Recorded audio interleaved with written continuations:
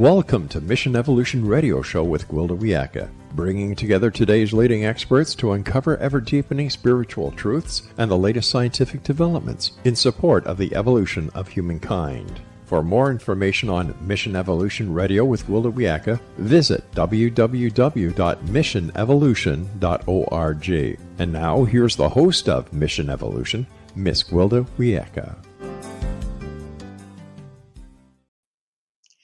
Many of us dream of making a difference. Lord knows there's much in our world that needs changing. But how does one go about it? Mission Evolution Radio TV show is coming to you around the world on the X-Zone Broadcast Network, xzbn.net. With us this hour to uncover the secrets behind becoming a change agent is Ginny Whitelaw. Dr. Ginny Whitelaw is an 86th generation Zen Rinzai Zen master, Chosei Zen priest, and founder of the Institute for Zen Leadership. She's the author of award-winning Resonate and The Zen Leader. Ginny is also co-developer of FEBI, a personality assessment that links mind, body, and behaviors. Formerly deputy manager for integrating NASA's space station, she has a doctorate in biophysics and degrees in physics and philosophy. Her website, zenleader.global. Ginny, thank you so much for joining us on Mission Evolution. So good to be here, Gwilda. Your bio says you were a deputy manager for integrating NASA's space station. What all did that involve? Well, it involved at first going to NASA, where I had a dream to be an astronaut as a little kid. That just really burned in me. And NASA first gave me a lot of encouragement. Even as a little kid, I wrote a letter to them, and they wrote me back saying, you should take these kind of classes in college and graduate school. And I followed that letter to the T and applied after I got out of graduate school to the program. And I didn't become an astronaut, but they said, you look interesting. Come on down here. We'll give you a job. And I ended up going up through the ranks of management and leadership rather than going into space. Well, probably safer, or maybe not. So what did your work with NASA contribute to your insights about resilience and leadership? Wow. Well, first, I was very grateful to NASA for training me as a leader. They took me through all kinds of leadership programs because I was being groomed for senior executive service. And first, what I learned in those was the dimensions of leadership, what leadership has to do. It was very useful. But what I noticed in those was that they left out the body. And by this time, I had been training for more than a decade in martial arts and meditation, something I had started in college and graduate school, where Aikido had led to training in Zen. And I knew how important the body was to leadership. And it wasn't being taught in conventional leadership programs. Maybe in the military, it's brought out more or something, but not in regular leadership programs, civilian leadership programs. And I thought maybe this is my work to do, because when you really work with the body, you work with the part of you that holds change in place or is the source of agility or not. You're working with the part that changes more slowly than thought. And in that, you're able to master new leadership approaches, or you also get held back from making needed changes. So how you work with the body really matters. So go into that a little bit deeper. How does working with the body help with being a leader? Well, if you try to change something with your mind, try to grab a hold of the next thought you think, and grab a hold of that thought and don't let it go. And maybe turn that thought around. It's very hard to work with thought. It's a slippery little energetic signal, and you're not thinking the same thought you were thinking a few seconds ago. Meanwhile, when you work with the physicality of the body, if you were just, and even listening to this, if you just folded your arms, you'd notice that your body had a preference for which arm was on top, a kind of go-to. But if you had to turn that around, if you had to reverse that for some reason, you surely could. You could just fold your arms a different way. So when you're working with the body, you're working with a material form that holds energy. and it becomes a vessel for how energy is conducted.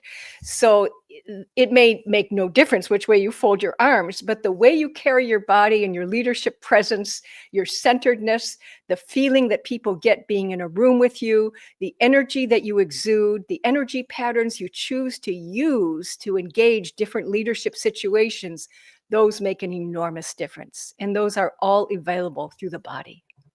It sounds like your training in Aikido must have really contributed to this. When you were training, did they do everything bilaterally, like you do an exercise to the left and you do exactly the same to the right and back and forth? Absolutely, absolutely. And Aikido, which literally translates as the way to harmonize energy, is great leadership training because it's giving you the tools to read energy, to join with it, and to redirect it. So there's a lot of lessons for leadership that come out of Aikido. And then working bilaterally, as you say, Gwilda, you also feel into your own condition more of what side's more awkward, what's less awkward, where are the stuck points, what needs working. And working out those stuck points tends to be very fruitful for developing a kind of agility and ability to meet any situation at any time. I know when you're talking energy, the left side of the body or the left hand tends to be the negative charge, and the right tends to be the positive, in that one gives and one receives. How does that work then with leadership and working with energy in a group? Uh, Um, the kind of energy patterns that I'm more familiar with, rather than the giving receiving that you just mentioned, are how those patterns play out through the whole nervous system. And what they relate to are patterns that focus more narrowly, focus in using more the flexor side of the body versus focus out and open up to possibility using more the extensor side of the body. And as you know, the body only moves through opposing muscle groups. So how those muscle groups get coordinated is something our nervous system has to figure out. And it turns out there are 4 large scale patterns for doing that. And those patterns shift how we give and how we receive as leaders. One of them tends to be very much directive and driver and pushing on people. So it's a very giving kind of energy in a directive way. And the other is more expansive and open and is receiving signals, receiving the periphery. And that tends to be much more open to possibilities. Gives people, the people that you're working with, a place to be as well, doesn't it? Instead of being bombarded with your intent. That's right. And when you know how to skillfully work with energy, you even know how to work with energy that's bombarding you versus energy that feels stuck and still. So you learn how to work with all kinds of people and read the energies that they're presenting. How do you read that? Or do you read it through body language? Do you pick it up in your body? How do you read that? Yes, and yes, and yes, and yes. You have it exactly right, Gwilda. We exude an electromagnetic field. We just do.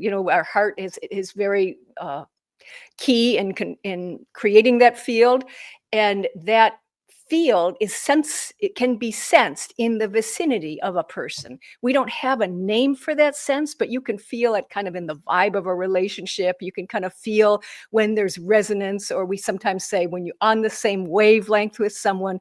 And what we know physiologically is that when we are on the same wavelength, we make maps of one another. We are actually representing each other in our own brain bodies. And that helps us know how to follow each other. So there's been a lot of studies that look at this, that when people deeply understand each other, they and can complete each other's sentences and whatnot, that there's an actual mapping in the cortex of one brain into another. So between the senses we name, like visually reading body language, and the senses we don't name, like sensing a field or making an internal map, we can read the energy in other people and, in a sense, replicate it in ourselves. So that empathy is going bone deep in us. That leads to a much deeper sense of connection and understanding, doesn't it? It sure does. It sure Yeah. does. Wow. Wow. This is a skill that you don't hear very many people talking about in leadership classes or in anything. Um, And it sounds like it's kind of a missing link. How important would you say it is versus the other things that we work with? It's key in what we'd call emotional intelligence. In emotional intelligence, which has been all the rage for the last several decades in terms of leadership development, because they realize you can't make difficult things happen in an organization without emotional intelligence. That is self-awareness, self-regulation, empathy, and social skills. Some of these things used to be called soft skills, but leaders have realized they're pretty hard to practice because, as you say, they aren't things we trained in school. Maybe we trained in some social skills and getting along with others and whatnot, but we generally built up our rational learning skills, our critical thinking skills in school, and may have largely separated the head from the body and how we did that. What emotional intelligence calls us to do is reconnect head and heart, to feel other people, not just think about them. And in that feeling, there is more unity. There's more one withness. There's more a sense of, I feel your pain. I don't just observe you from a distance and say, poor you. And in that connection, we build trust. We build a feeling like, I've got you. You've got my back. We get each other. That feeling is irreplaceable in leadership because people are always trying to figure out with a leader, do I want to follow you? And if a leader exudes a certain kind of self-awareness, an ability to regulate themselves, an ability to let people feel heard and felt, then yes, I want to follow that kind of leader. I mean, obviously, we look for competence in the areas of leadership too, but in terms of the humanity and the feeling we get from a person, do I want to go into a difficult situation with you? Would I follow you where I wouldn't go by myself? The qualities of emotional intelligence matter enormously. And if you're connected in that way, when you're having to think on your feet, like in a combat situation, I would think you would be much more effective.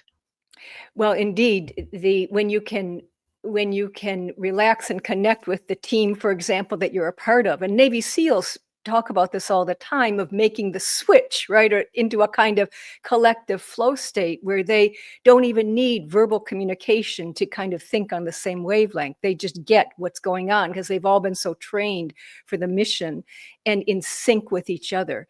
That kind of a flow state allows people to function without the thinking of a separate I getting in the way. That separate eye is a big problem, isn't it? Well, it makes us think we're separate, and that's a delusion, but it's a really bright delusion in our psyche, and it's so bright that it blinds us to our larger nature. It's like we don't see the stars when the sun is out, but when the sun sets, we see something much bigger and broader and universal. And the same is true in the human being.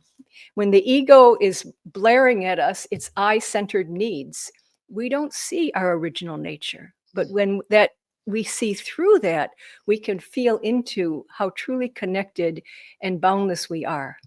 Well, it's time for us to take a station break. Ginny and I will return very shortly. Don't go away. This is Mission Evolution, missionevolution.org.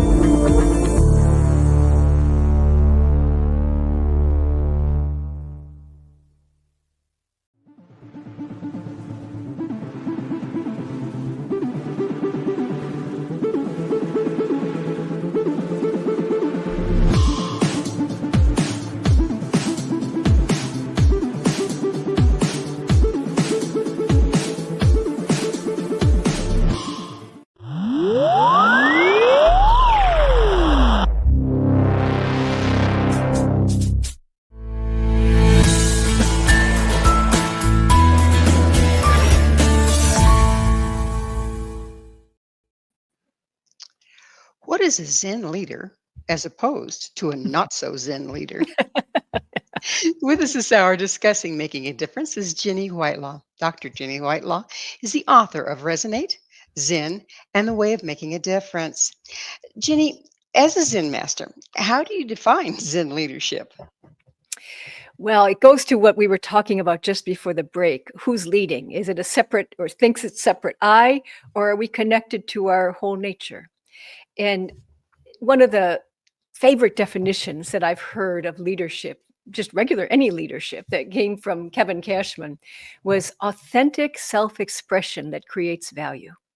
So if you feel into that, you can feel into the truth that it's not about a position in a hierarchy. It's about living into your purpose, expressing your nature into the world in service of others.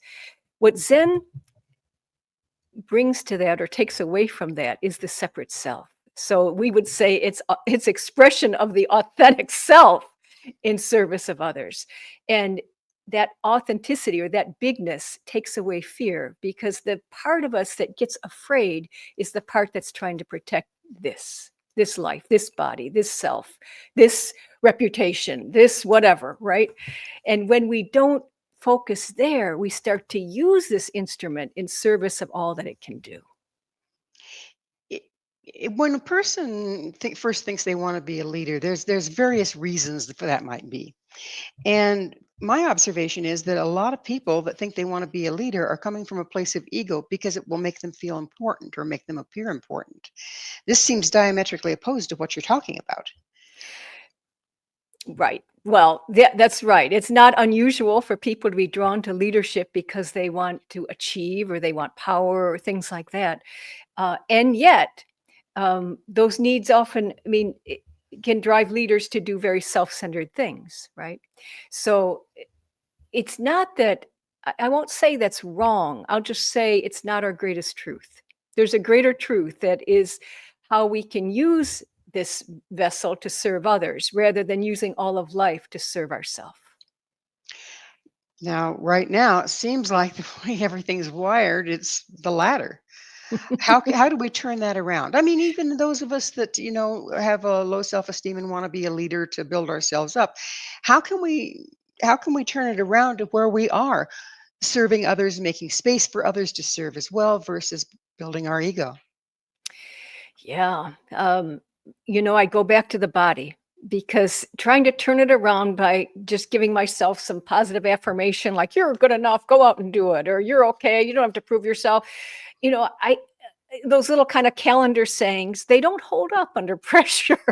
But if you go into the body and you start to cultivate genuine centeredness, and in my tradition of Zen, we focus a great deal on breathing into the center, the Japanese call hara, Hara, the lower abdomen, lower chakras, if you know the chakra system.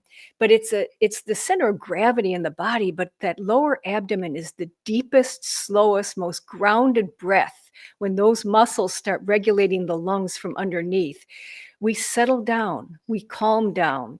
And when we start to connect at that level, it's like that whole vagal system is going to send signals to the brain, sort of like, you got this. You got settle down. You got this. There's a kind of genuine courage and cutting through discursive thought that happens from hara-centered breathing. So we train leaders in that all the time. That's one of the foundational practices that we use to help leaders find that place in themselves that they can trust.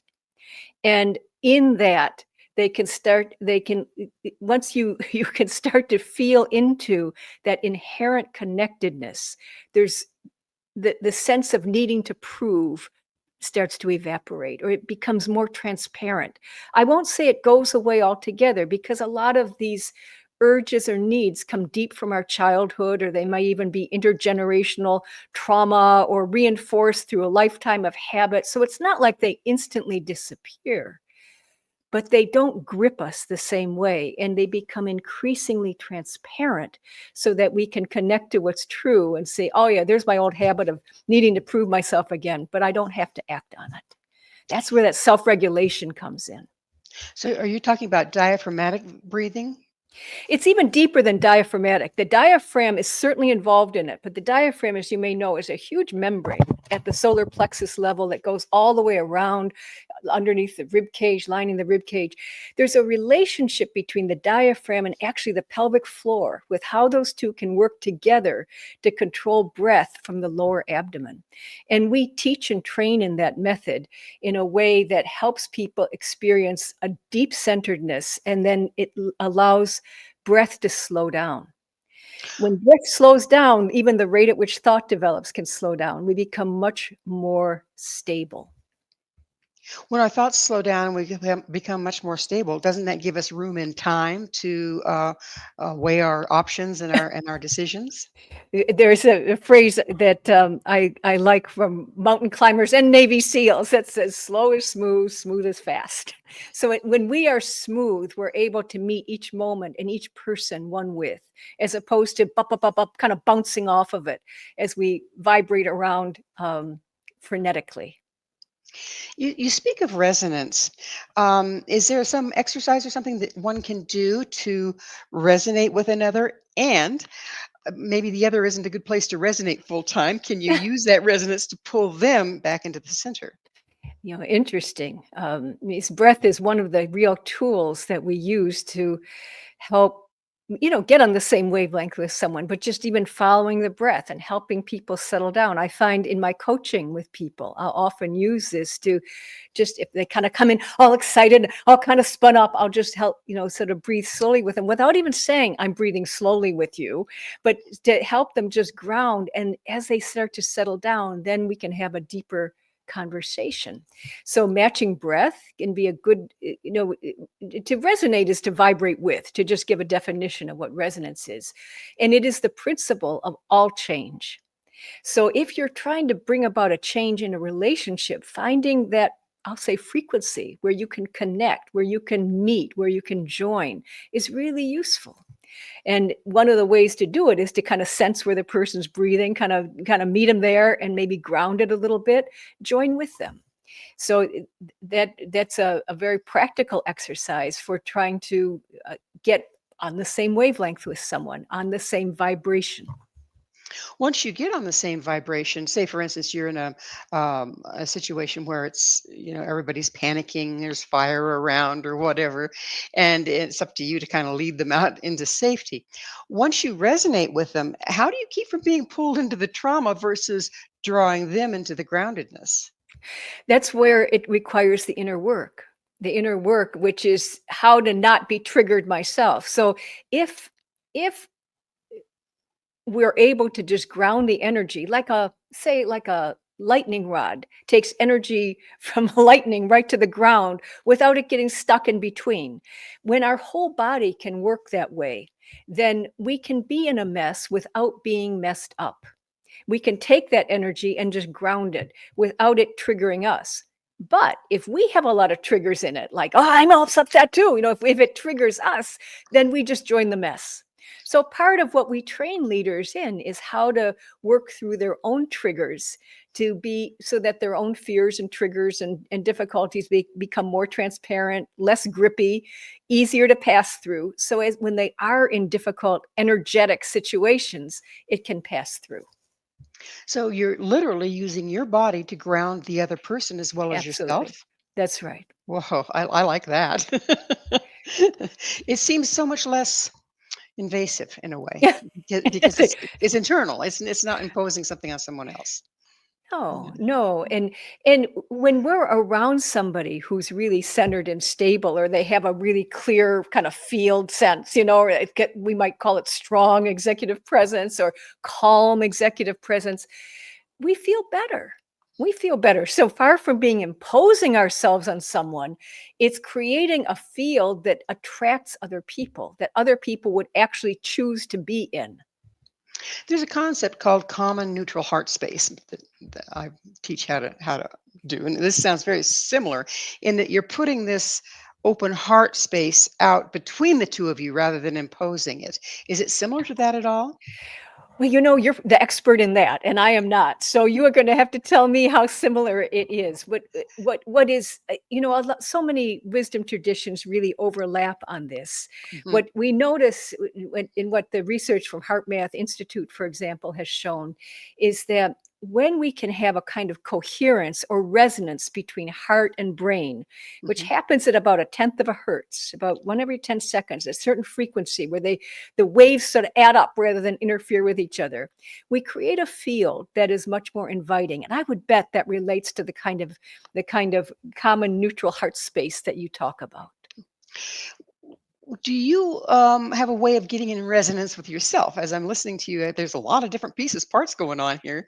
Don't we have to kind of find our own resonance before we start interfacing with others? That coherence or getting our own being coherent in ourself is always a good starting point. And in my own experience, that's a coherence among head, heart, and hara, as I mentioned earlier, bringing these 3 centers together.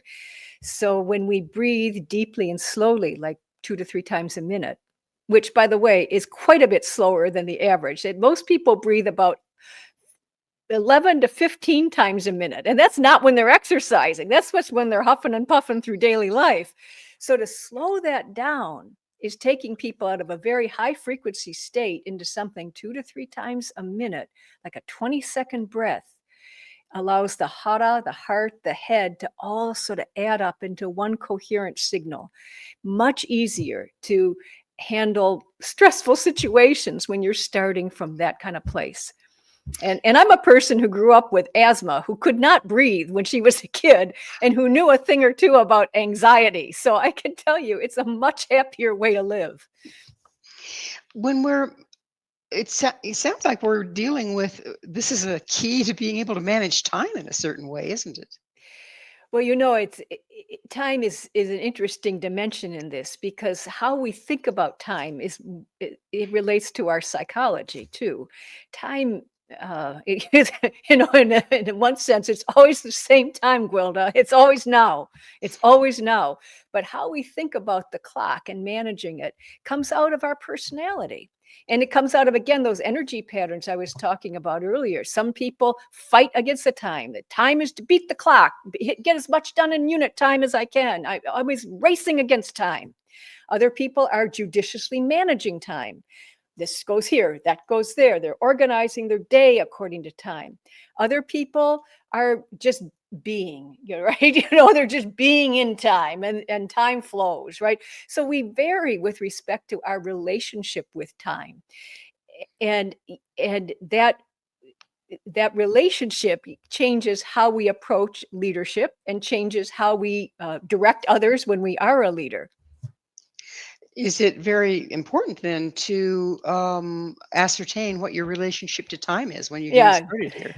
Yeah, because initially we think our relationship we're blind to it. We think it's the only relationship possible. So yes, very good to know there are several different possibilities, and which is my go-to. What do I tend to do? And speaking personally, I was a time manager for many years, project management, project manager at NASA. You got to know how to manage some things, manage some details on time. So that was a go-to for me. And it's really been relaxing for me to see vigor and on different ways to play with time, and how, as I slow down, there's a sense of doing only what's needed to be done rather than doing everything on my to-do list. Speaking about time, it's time for a break. There you go. We'll be right back, so you stay right there. This is Mission Evolution, missionevolution.org.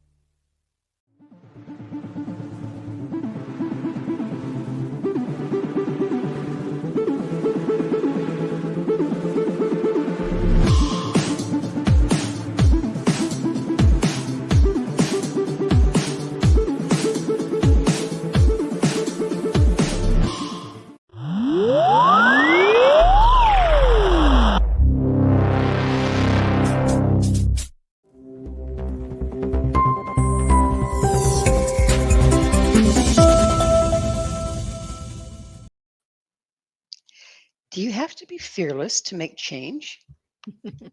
This is Mission Evolution, missionevolution.org. With us discussing fearlessness is and leadership is Dr. Ginny Whitelaw. Her website, zenleader.global. Jenny, let's talk about fear. I mean, I don't think anybody's confronted being a leader or making a change without having to confront fear somewhat. What are your thoughts on fear and how to confront it? And how to confront it. Bring it close. That's what I say, bring it close, meaning the things that we fear relate to needs that we're afraid aren't going to be met, and we all have human needs. So how we work with fear is often unconscious. It's like I I may do something as a leader, like achieve or push on something or demand a goal or go here, not realizing that my fear of failure is what's making me push so hard on other people. Why am I afraid of failure? Well, if I fail, I might not be good enough. I might be worthless. I might get fired. I might be out of a job. I might all that runs often very unconsciously. But when we look it in the face, look it in the eye, draw it close, it's like fear loses its leverage over us. As there are only a few basic human fears. I call them the roots of the tree. When you really trace down what causes conflict in human relationships, what traces conflict in our life, the things that make us unhappy, when you trace it down to the roots, they're related to things like not good enough, not safe enough, not smart enough, not this enough, not rich enough, not something enough. And that not enoughness is worth looking at. It's worth looking at deeply. So part of what we train with in Zen leader programs is how to help people look at their fears. You said confront them. I want to say penetrate them, actually penetrate the fear so that they can see how it's operating in them.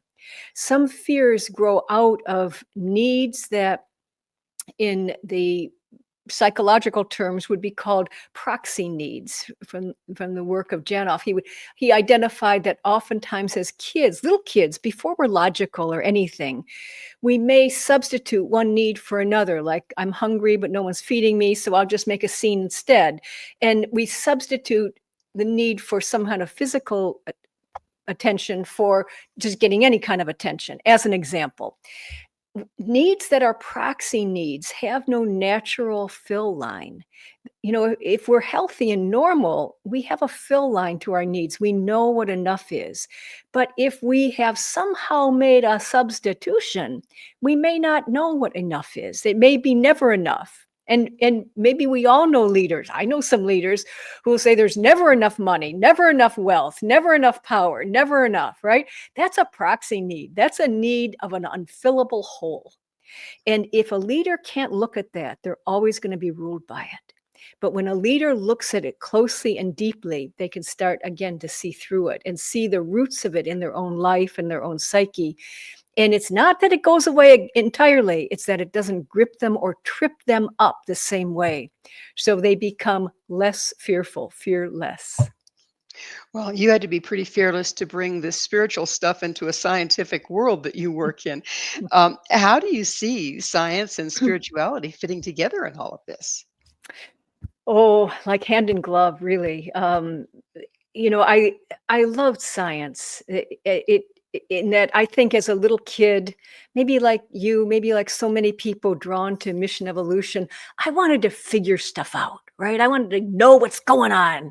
And science was one of the ways to get at answers, right? Along with a lot of the spiritual, religious wisdom traditions. Those were the kind of the routes we had.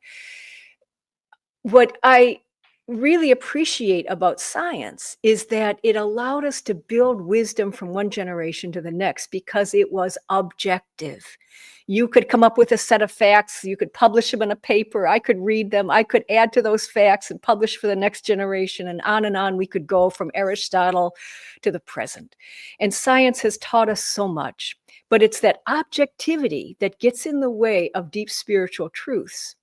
Because even physics, even quantum physics, for the last 100 years has known that objectivity is actually a myth, that the very process of viewing something is an action. It's not passive. The process of perception is itself injecting energetic consciousness into a system that changes the system. And so objectivity is a approximation. It is not a truth. And spirituality goes where science can't go, in being able to see through the dualism on which science is based. Zen is going to work through all dualism to see the intrinsic unity of what is going on. Unity, that last word in our title, that it opens up that unity consciousness so that we start to sense how we are a part of this whole picture, not apart from it, which, by the way, contributes to fearlessness, when you feel a part of the whole picture. Are you talking about the observer effect then, basically? It's the observer effect.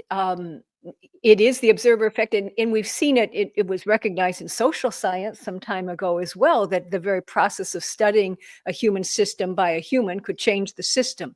But even in completely inanimate, in a particle accelerator, and when you look, you change the system. And one of the ways this is described is called collapsing the wave function, that a wave of probability becomes a particle here or there upon observation.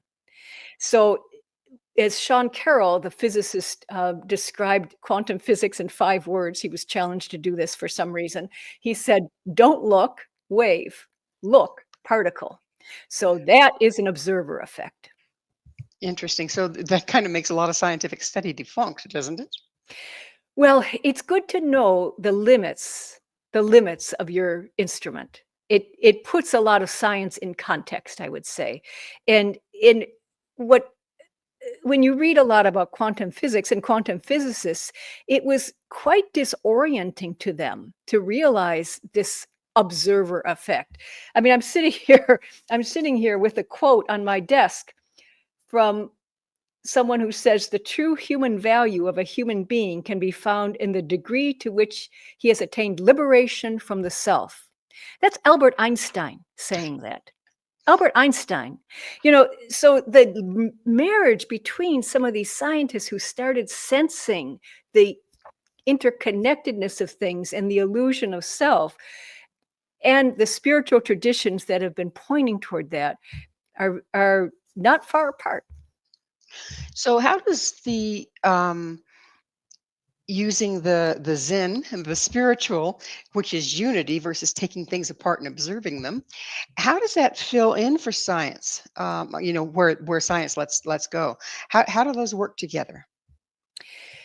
Well, science is going to reveal things like laws of nature, or what in a spiritual tradition like Taoism might be called the inner pattern. It's going to reveal the way things unfurl in a certain way, a certain order out of chaos. Science is going to be very good at discriminating and discerning those kinds of things. But when it comes to experiencing the true nature of the human being, or the connectedness to all of life, a deep meditative practice is going to go further than science. In my own experience, my own meditative practice took me further than my science did, in sensing, seeing, experiencing the self beyond the ego, kind of the whole boundless picture. And as Rumi says, you are not a drop in the ocean, you are the whole ocean in a drop. That experience changes people. And that experience is available through meditation in a way that for me was not available in science. Science is going to take apart the drop. So how do we put all this together to become a change agent? Well, it's it goes together quite well, because what we begin to realize, let's just put together what you and I have just been talking about, that observation is itself an event. So the way we look at it in Buddhism, in a wisdom tradition like Buddhism or Zen, is that mind is universal, and that we're, in a sense, antennas for mind. We're antennas for tapping into it. When we are attuned to the field, we tap into that wisdom much more readily. And what people like Einstein, for example, would say is they would get their greatest ideas as a kind of flash of inspiration, but then had to engage the hard work of mathematics and rigorous proof in order to show the inspiration. So there is a kind of interface between the flash of inspiration and the hard work to prove it. I think a similar thing goes on in change agents. That first we get an idea, boom, we think it's my idea, but it's not you could flip that around and say it's an idea that hit me. I resonated with it, and now it's going to ask for some change in me in order to be manifest in the world. As I tell leaders, when you have a vision and you want to bring something from the future into the present, when you continually evolve yourself to match the you of that vision, when you match that exactly, that vision is now, because now is where you exist. Check it out. You're here now. So you look at if you have an idea of a change you want to be, change you want to see, is how do I have to change? How do I let this vision change me? Well, I've got to add new people to my network. I have to organize my time differently. I have to develop more people. I need to add some people to my team. Blah, blah, blah. When I do those things, when I completely match that vision, I've brought it into now. So that's part of how change becomes through us as vessels, resonating with the field for the inspiration, and then according the field, one relationship at a time, one day at a time, of how we bring others along by resonating with them. So resonance, which is to vibrate with, is that principle both in how we get the idea, how we enact the idea, and how we bring others along. Well, then that's backwards of how most of us do it. We get an idea and we try to impose it on the world versus That's right. becoming it. That's right. So, That's so right. if you understand resonance, then you realize that you have to have that resonance before you can manifest it in your world, right? That's right. And if you don't resonate with your idea, no one else is going to, or someone else is going to run with it and take it. But the first person who has to light up with it is you. And if you get an idea and start working it and you're just finding, boy, this feels like work, this feels heavy, that's a pretty good sign that this isn't yours to do. But if you're working along and somehow there's a kind of effortless effort in it, it's kind of like building energy, and you float the idea to a friend and they go, that's a great idea. Can I help you with it? Or whatever, you start to build energy. That's a pretty good sign that there's something that wants to happen here. If we listen for those energetic signals, we'll know whether the ideas we have are ready to happen or not. Because ideas are a dime a dozen, but ideas that can be manifested through a leader are special. They have to match that leader, and they have to be ready and ripe in the time. That certainly says a lot for some of our greatest leaders, doesn't it? So we're going to have to take another commercial break here. But on the other side, we'll get deeper into how to be a change agent. Please stay with us as Ginny and I continue to explore becoming change agents. This is Mission Evolution, missionevolution.org. Stay with us. We'll be back.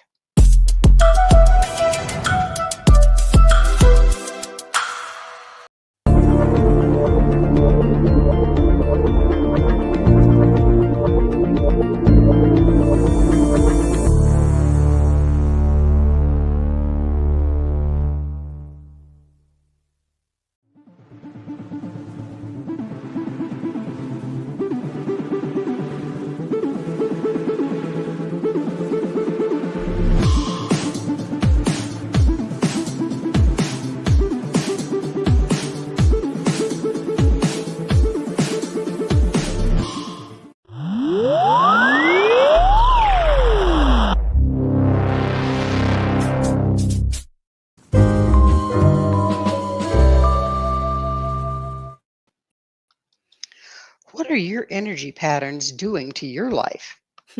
This is Mission Evolution, missionevolution.org. We're continuing our discussion with Dr. Ginny Whitelaw. Her website, zenleader.global. Ginny, what is our frequency, our resonance, energy patterns doing to our lives that we're unaware of?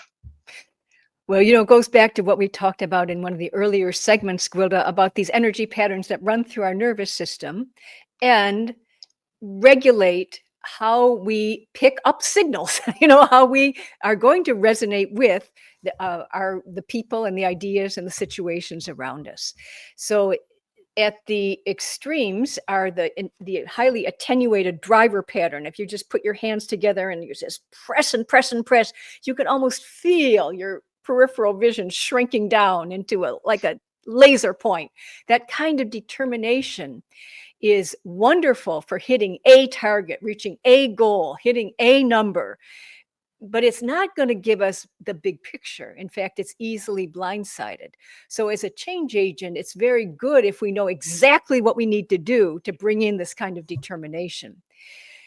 On the other hand, being able to vibrate in a very open way, listen broadly, this kind of peripheral vision that you'd get if you were to look 180 degrees and see left and right without turning your head left or right, just see the whole dome around you. And kind of this expansive extensor side opening to possibility. That kind of energy is going to sense the field. It's going to hear quieter signals, ideas ready to happen. It's very creative, imaginary, inspiration-oriented pattern. And as those ideas emerge, boom, again, it's going to come back to the body to how to let that energy descend in a way that the organizer pattern can give it form, can kind of create some shape to it of how we'd write a proposal for this or bring it to my boss or create a team around it. And then the collaborator energy, which is a kind of engaging swing pattern, a pattern of to and fro, back and forth, and easily engages people in conversation. These patterns come into play with our kind of inner team of energy patterns to go from idea to form to engagement to determination.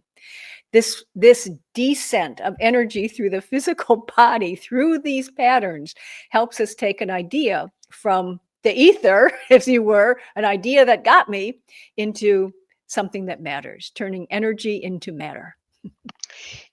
When you're talking about the broad scope, 360, it occurs to me that our very way we're living right now is diametrically opposed to that. We spend all of our time focused forward, not knowing what's going on around us. And this has gotten worse over the last couple of generations with all the electronics. Do you see that impacting? And how do we need to be able to do both? Obviously, we need to be able to do both. How do you do that? Yeah. There's so many habits and patterns in our culture, as you've said, that are training our attention certain ways. And being aware of that so that we can counteract that with some other time. And for example, getting out in nature is a great antidote to being in front of a screen, right?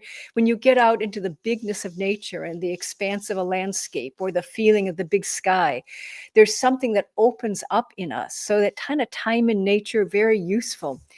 It's also, again, I'm going to come back to meditation, can be so helpful to counteract the shortening of attention spans that tends to happen when we get addicted to the fast pace and close inness of the screen, the pop, pop, pop, pop, all the high frequency excitement and agitation.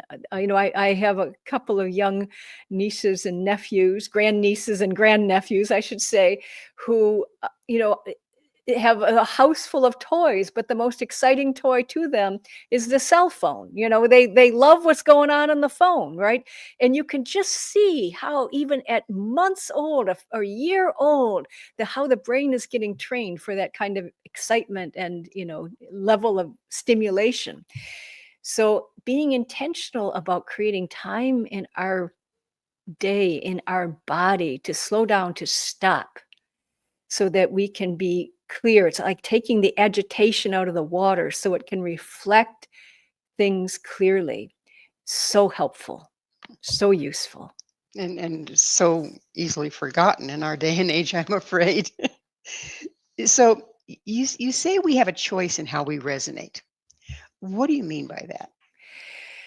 Well, we're all resonating all the time. It's not, there's no option about, do I put out vibrations? Am I feeding the field or shouldn't I feed the field? We're doing it. We're all getting a feeling from each other. What to be a living system is to ingest energy and evolve our order. That's what life does. That's what we do. So we are always feeding the field. The question is, what are we feeding it?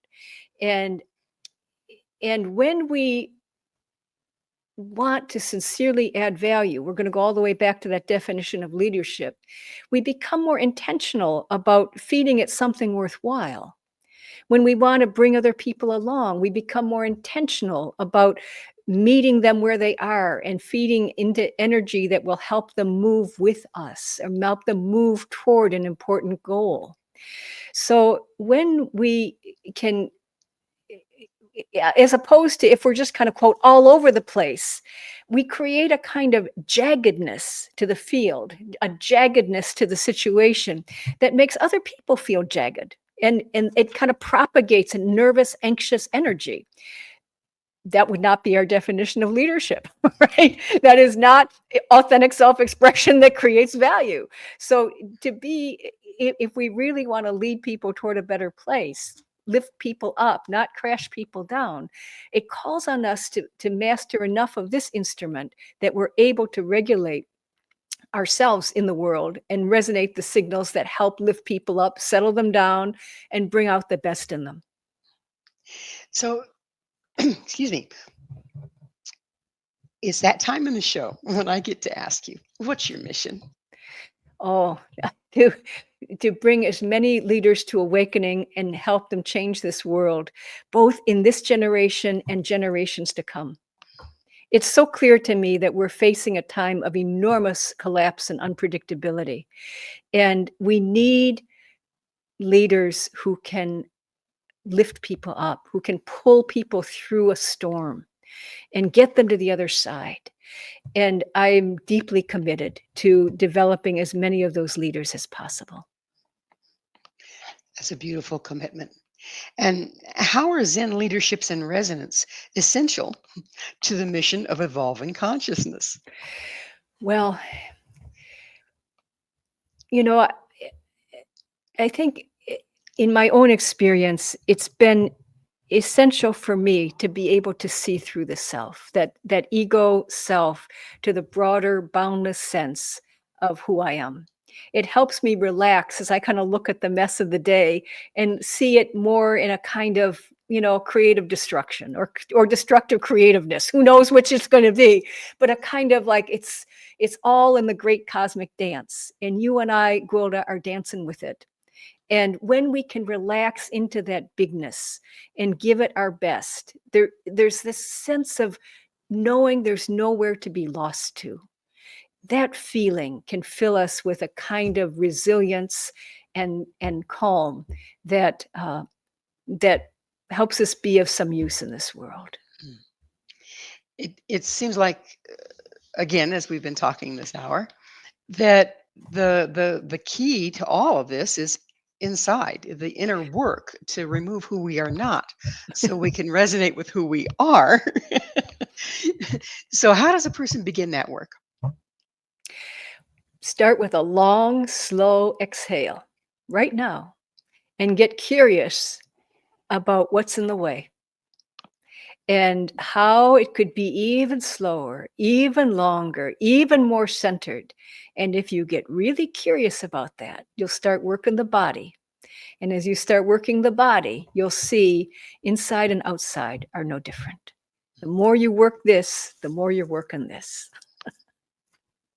How important is being present versus worried about the future or regretting or the past? How important is that in this whole operation? Well, it's as I imagine you feel as well. It's really at the heart of it.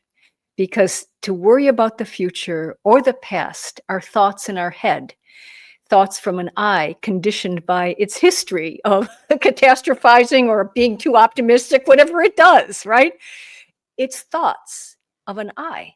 To be in the moment is the place where we can mix our energy with the energy of the moment and change can happen.